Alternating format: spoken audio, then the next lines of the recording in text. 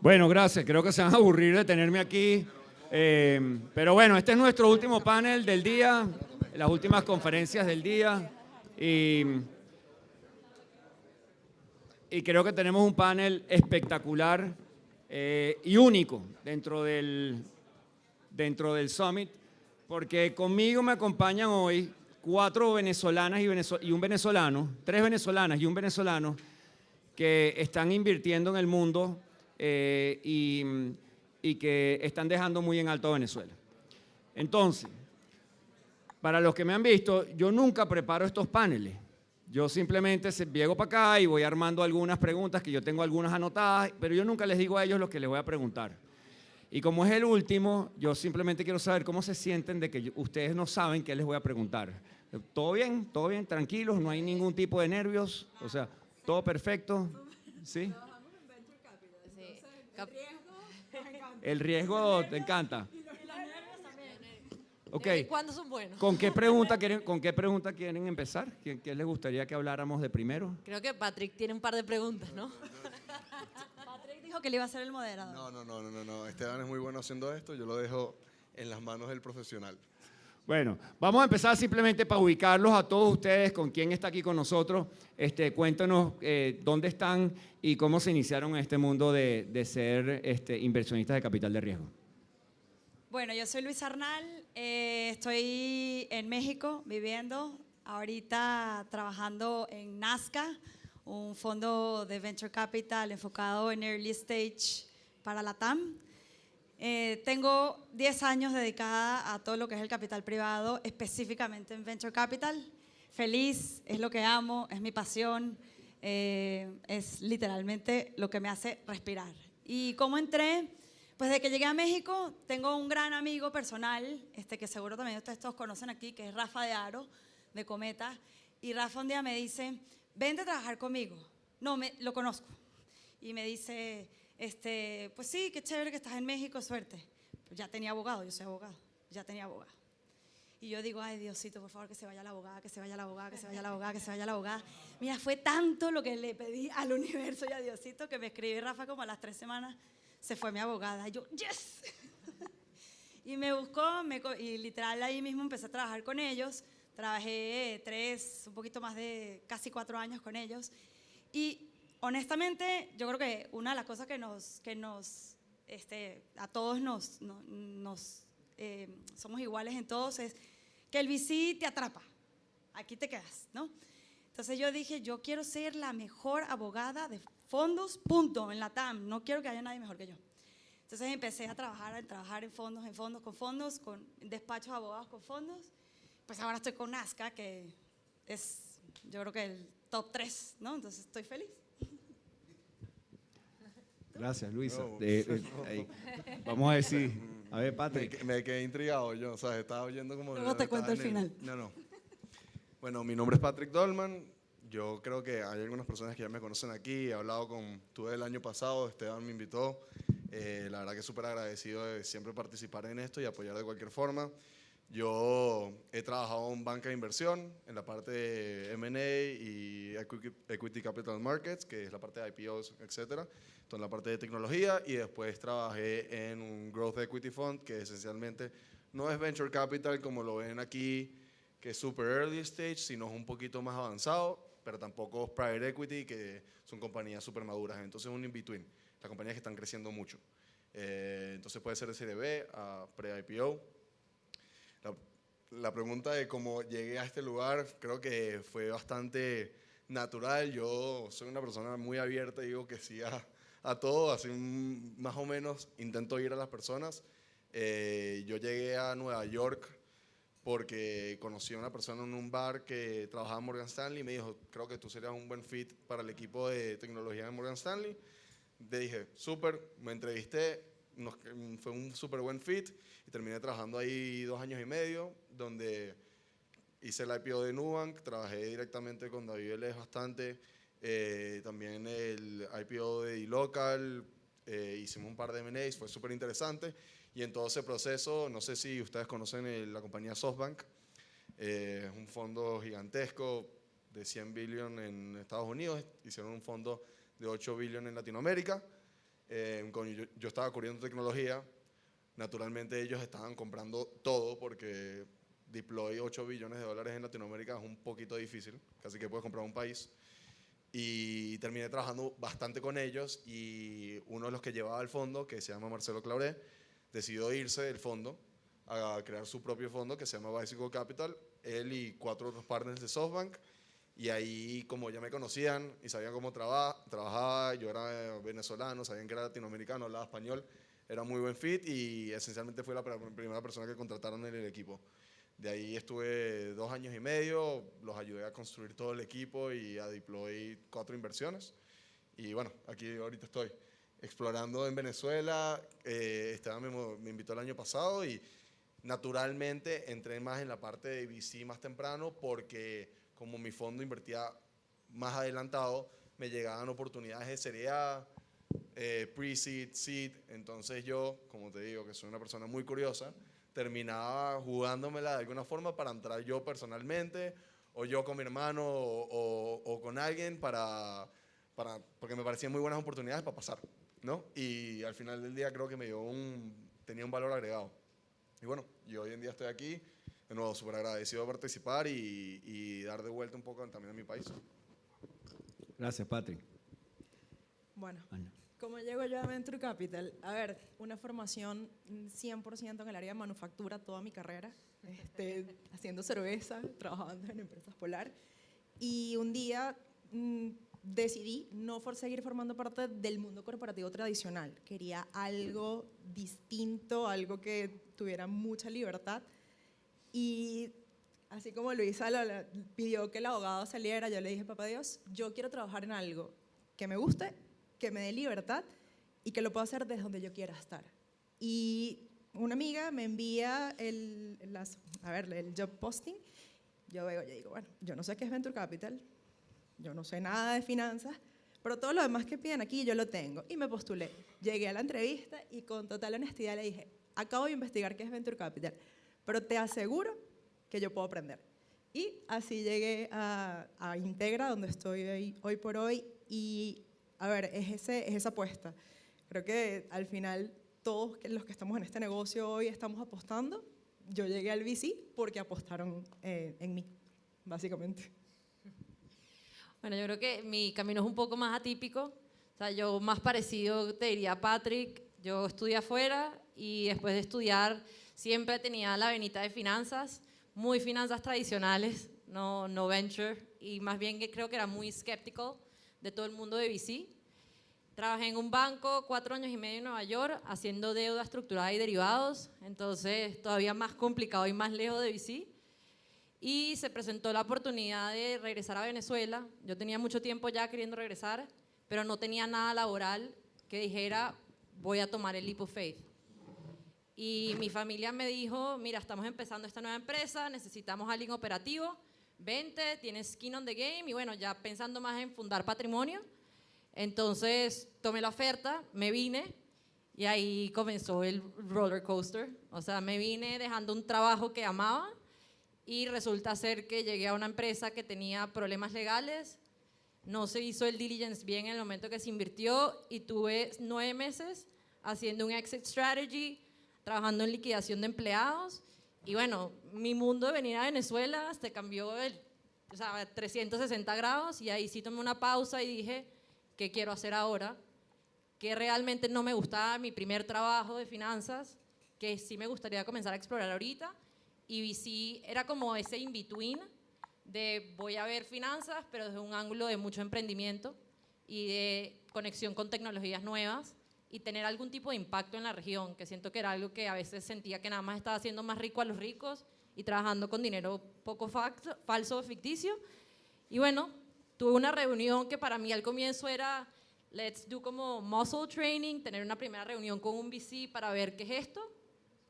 Y me enamoré del partner, básicamente. O sea, fue como, ok, quiero trabajar contigo. Siento que en VC hay un poco de todo, pero hay VCs que al final son muy técnicos y también muy hands-on, aunque inviertan un ticket muy pequeño. Y eso fue lo que vi encarado, que es el fondo donde trabajo actualmente, que es en Costa Rica, invirtiendo en toda Latinoamérica, desde México hasta Argentina, excepto Brasil. porque somos todavía un poco chiquitos para llegar a Brasil. Y la verdad que llevo un año encarado y ha sido una experiencia increíble. O sea, sí ha sido todo lo que quería y más, y creo que también te da la oportunidad de que, aunque yo estoy en Venezuela, y nosotros ahorita no estamos deploying activamente en Venezuela, te da la oportunidad de hacer ese puente con compañías de acá que necesitan internacionalizarse y no saben cómo, o necesitan contactos de fondos afuera y no saben cómo, y uno ayudarlos y viceversa, o sea, afuera también llevar el nombre de Venezuela en alto. Entonces creo que esa sería como la historia de mi lado. Valentina, gracias por esas últimas palabras y yo agarré algunas de las cosas que cada uno de ustedes ha dicho. Déjame y te voy a dejar a ti para el final, pero voy a empezar con Luisa en este momento. Luisa, tú dijiste, estoy en uno de los top 3 y te empeñaste, quisiste, lo lograste, le rezaste y lo lograste. ¿Cuál es la diferencia entre un VC, entre un buen VC y un VC que es transformador? Bueno, yo creo que es la calidad del equipo del VC. Cuando tienes un fondo que el equipo está formado por gente que realmente está comprometida en ayudar a esas compañías a despegar, y no solamente a las compañías a despegar, sino en su equipo interno. No es lo mismo trabajar en un VC que está afuera todo el tiempo pendiente de, y no estoy aquí nombrando, o sea, no estoy diciendo que el anterior era así, por si acaso. Pero no es lo mismo trabajar en un VC que todo el tiempo está pendiente de afuera, o sea, de solamente ser bueno con sus compañías y de ser bueno con sus LPs, sino también un VC que trabaja para su equipo y con su equipo. Entonces yo te diría que eso para mí ha sido muy transformador, porque además te dan oportunidades, te empujan, te llevan, te enseñan, te exponen. Y un founder que esté acá o un emprendedor que quiere ir a hablar con VCs, ¿cómo se puede dar cuenta que realmente ese equipo es mejor que otro y que vale la pena más uno versus otro, sin poder pasar tiempo, porque a lo mejor los VCs no le dan tanto la oportunidad de pasar tiempo con ellos? ¿Cómo se puede dar cuenta ese founder? Mira, yo creo que un tema de la calidad humana. El VC es mucho de talento y de conexión entre la gente. Y yo creo que cuando tú empiezas a ver esa calidad humana en el equipo de inversión y como que te tratan de verdad, te dan el tiempo, te escuchan, se preocupan por tu modelo, lo entienden, lo saben, es totalmente distinto a un VC que, bueno, ok, chévere, next.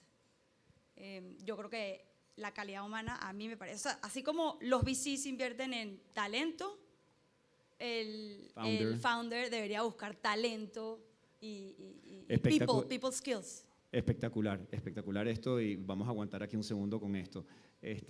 Ana, tú también quisiste estar ahí, hiciste todo lo posible, etcétera, o sea, y dijiste, yo no sé de esto, pero voy a aprender rápido. ¿Qué te dijo, creo que era Alfredo, en ese momento? ¿Y qué aprendiste de cómo funcionan las personas que tienen esta calidad humana en ese proceso tuyo de haber entrado a Integra? Mira, la cara de Alfredo fue un poema. ¿Aquí? La cara de Alfredo fue un poema cuando yo le dije no sé nada, se quedó desarmado totalmente. Y cuando él me contrata, porque fue un proceso largo, además, como que, bueno, ella me dijo que iba a aprender, vamos a ver si de verdad aprende. Haz esto, y yo, Dios mío, sin ChatGPT. Ojo, o sea, en ese momento no había ChatGPT. Cuando él me da la oferta, él me dice, yo necesito un perfil así aquí, porque si hay alguien que se deja el skin en participar en un proceso sin saber si va a quedar, es alguien que le va a echar pichón al trabajo. Y así ha sido. ¿Cuál ha sido la diferencia y qué buscar en ese VC? Que esté ahí contigo. O sea, al final, le preguntabas a Luisa, ¿qué busca un founder en un VC? Dependiendo de la etapa en la que estés, ve las preguntas que te están haciendo. Si tú estás en un early stage y te estás pidiendo por números, no, ya va. Vamos a ver el equipo. Y eso vio Alfredo, y es lo que ve Alfredo en Integra y conmigo. Vamos a construir un equipo. ¿Cómo ha sido este journey estos 3 años? Viene con una idea y yo le dije, vamos a hacerlo. A lo Silicon Valley. Si no nos sale bien, Después vemos cómo vamos recogiendo, pero vamos a crear hasta encontrar ese producto o eso que va a satisfacer a nosotros mismos, empezando por ahí. O sea, nosotros trabajamos todos los días para hacer de Integra, y yo por lo menos mientras estoy en Integra, y me ha pasado siempre, y creo que eso lo tenemos en común los venezolanos. Nosotros nos dejamos, lo sentimos propio y vamos trabajando por eso para hacerlo crecer. Gracias. Vamos a agarrar esta parte de que los venezolanos nos sentimos lo propio. Patrick, comentaste que habías estado muy metido en el IPO de Nubank, ¿no? Y trabajando de la mano con David Vélez. ¿Quién aquí, hay alguien aquí que no sepa qué es Nubank? O sea, aquí todo el mundo conoce lo que es Nubank, ¿no? Bueno, ni una ni la otra, pero ¿sí? ¿Están despiertos? ¿Sí? ¿Quién tiene acciones en Nubank? A ver, ya se despertaron, claro. Ok, algunos. Los que no levantaron la mano, les recomiendo que la revisen. ¿Cómo se siente, Patrick? Probablemente uno de los IPOs de mayor éxito de América Latina, el último, que ha sido como el más reciente, después de Mercado Libre, de Globant, de algunas que iniciaron inicialmente en Latinoamérica, pero una de las que te dice, wow, qué increíble lo que salió y la historia de Nubank, que es increíble. ¿Cómo te sientes como venezolano y qué significa para ti haber estado involucrado en eso? ¿Y qué puertas te abrió haber tenido la oportunidad de haber hecho eso? Bueno, para mí fue, además, apenas entrando al banco, porque eran los primeros 6 meses que había entrado, no sabía mucho y aprendí esencialmente con un IPO completo que fue bastante intenso. No sé si ustedes conocen cómo son esos procesos, pero no dormí mucho por muchas semanas. Pero para mí es un súper orgullo, y además eso es más o menos lo que me ha guiado a hoy en día, en lo que yo me enfoco, ¿no? Eso fue lo que me mostró a mí que la parte de instituciones financieras y fintech, que era lo que más me gustaba. Naturalmente en Latinoamérica es lo más común, porque es en donde normalmente el crédito es escasa de crédito, entonces lo más fácil de vender. Yo sí digo, crédito es la cosa más fácil de vender en el mundo. Después es muy sticky, que te paguen es otra cosa, pero es un tema. Entonces la realidad que Nubank fue un impacto muy grande en mi vida, porque dijo, me gustan los bancos, me gusta la tecnología, lo entiendo. Normalmente suena muy sexy cuando lo ves de afuera, porque dices, Nubank, le está yendo increíble, pero la parte operativa, normalmente la gente que trabaja con instituciones financieras se da cuenta de lo aburrido que es. La parte regulatoria es un desastre, todo es lento, entonces suena más sexy de lo que en verdad es. Hasta yo mismo lo dije, pero fue algo que creó mi pasión por toda la parte financiera, ¿no? Yo estudié ingeniería, yo no estoy en finanzas ni nada que ver en el sentido. Para mí números eran números, y creo que por eso me gustó.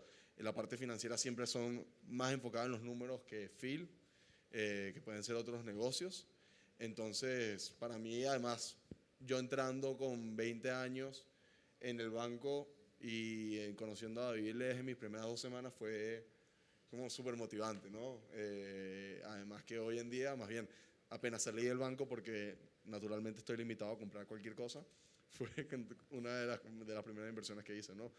Yo conocía la compañía, conocía los riesgos, y bueno, la han visto hoy como le ha ido, entonces súper feliz de eso. Qué bueno. Una experiencia extraordinaria, Sí. que te llega a una edad muy temprana.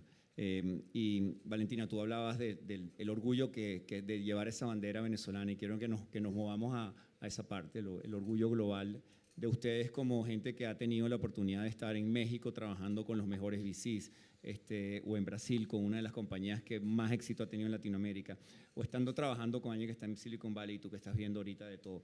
¿En qué momento ser venezolano o venezolanas ha sido una ventaja inesperada para ustedes? O sea, una pregunta difícil, porque siento que a veces puede ser una ventaja y a veces no es tan ventaja, dependiendo del público, ¿no? Una ventaja inesperada. Exacto, inesperada. Entonces, me voy por la parte inesperada. Mira, yo creo que va mucho de cómo uno lleva ese lema de ser venezolano. Creo que hay un estereotipo que el venezolano es súper recursivo afuera y siempre ayuda, pero creo que para mí es más como esa resiliencia que uno tiene. Estás dispuesto a cambiar 10.000 veces tu plan, estás ok con vivir con incertidumbre, que creo que eso en VC es 100% aplicable. Creo que el venezolano siempre sabe que no sabe nada.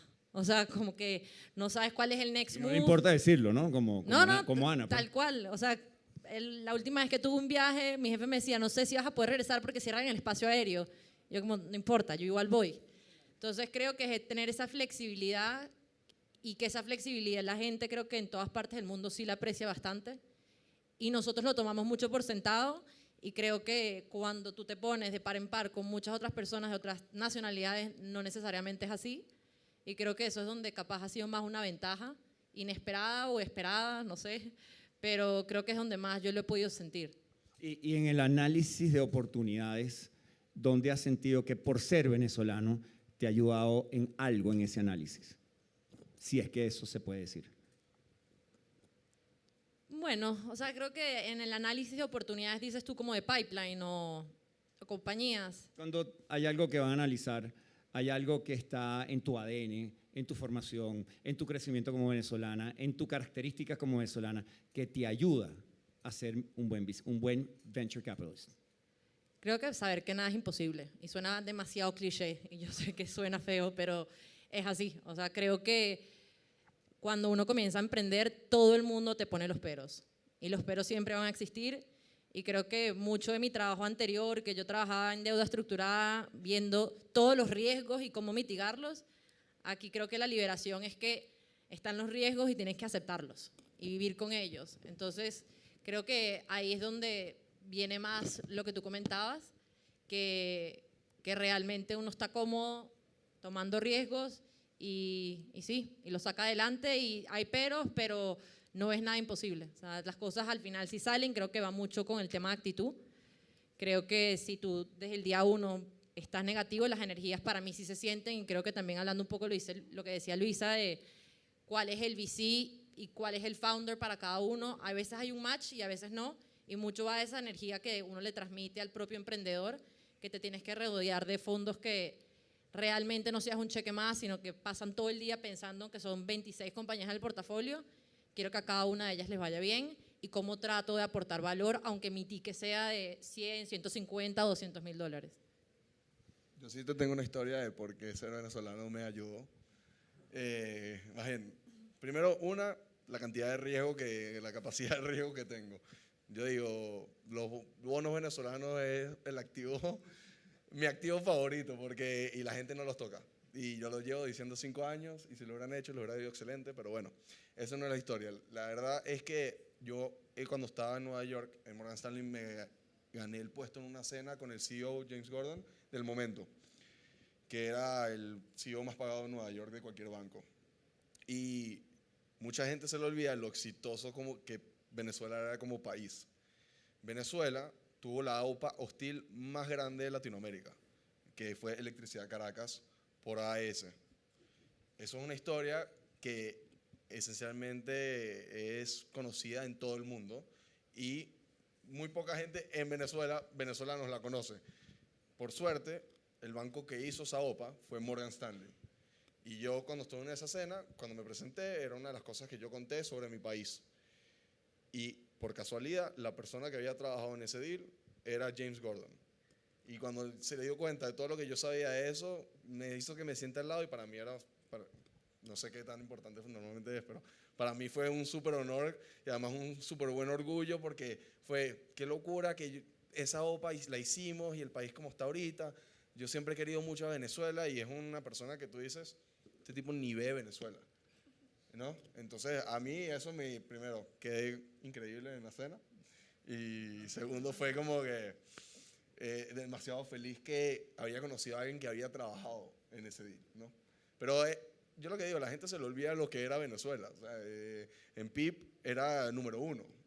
Era un país demasiado exitoso. Y yo digo, en las situaciones actuales que tenemos, todavía lo bien que está. O sea, pudiéramos estar mucho peor, ¿no? Patrick, tú viniste el año pasado y me acuerdo que estabas un poco desconectado, y tú y tu hermano llegaron, y desde que vinieron el año pasado a este summit, ustedes llevan la bandera de Venezuela por todos lados. Yo sí siento una emoción increíble escuchando tus historias, escuchando cómo... Y creo que ustedes tres que no estuvieron el año pasado, les siento esta misma emoción. Luisa, tú estás viniendo después también de mucho tiempo de poder conectarte. Hablemos qué significa o qué podría significar de ahorita en adelante llevar la bandera de Venezuela de una forma más activa. ¿Qué vas a hacer distinto? Bueno, primero, participar más. Me voy con un compromiso 100% de participar más, de enseñarle a los fondos de la TAM lo que está pasando en Venezuela, que es que yo creo que no se enteran, nadie sabe. Hoy salimos a comer unos segundos y me pidieron que los llevara a un supermercado. Ah, mira, está lleno. O sea, la gente afuera no lo entiende. Entonces, uno, ese es mi compromiso. Y dos, creo que me voy sabiendo que con una responsabilidad muy grande, porque creo que ahora represento a mucha gente. O sea, cuando estamos cuando uno se sienta ahí en una mesa a negociar una ronda, que pues en mi caso pues yo soy abogado y donde me toca es la ronda de negociar por el fondo, pues tienes que demostrar que realmente en Venezuela lo que hay es compromiso, trabajo, creatividad y no todo lo que piensa toda esa gente que hay aquí, ¿no? Entonces me voy como con esas dos y feliz, además, feliz, orgullosa, con el corazón inflado, pero comprometida, yo creo. Nos quedan unos minutos y yo quisiera que con lo que ustedes sienten después de haber estado en este summit todo el día de hoy y haber venido para acá, si yo les pregunto a sus padres, ¿qué sentirían de ustedes en este momento? ¿Qué me dirían? Empieza tú, Ana. Mira, a ver, si hay algo que me gusta de mí, y eso me lo han inculcado mis papás y mis abuelos, es ser venezolana. Y para mí es la clave y no lo digo porque estoy en un summit en Venezuela. El que me conoce a nivel personal dice, pero es porque es tan venezolana. El mismo Alfredo me dice, no puede ser tan venezolana. Mi mamá ahorita está en la casa y está llamando y llamando. Sé que la que está sonando el teléfono es ella, a ver si esto ya está. Y se ha encargado de pasarle en el chat de todos sus grupos de historia. Mi mamá está en los grupos de historia de Venezuela. Dice, mi hija está representando el orgullo venezolano en un congreso de startups. Ver lo que está acá, y de verdad, Esteban, yo tenía 3 años que no vine a la primera edición, no había venido, y digo, wow, esta es la Venezuela posible y la estamos construyendo nosotros. El venezolano ya cambió, o sea, ya nosotros dijimos, yo quiero evolucionar y esto me llevo de acá. Mi familia hoy está diciendo, mi hija está en un summit de startups en Venezuela. Eso es increíble. Gracias. ¿Tú, Bueno, Valentina? yo creo que el mío un poco distinto. Mi papá todavía no entiende lo que hago. Yo dije, papá, las compañías queman plata los primeros 5 años, yo no veo dividendos, y si inviertes en el fondo, de repente en el año 10 hay una extensión, entonces capaz todavía no recibes plata.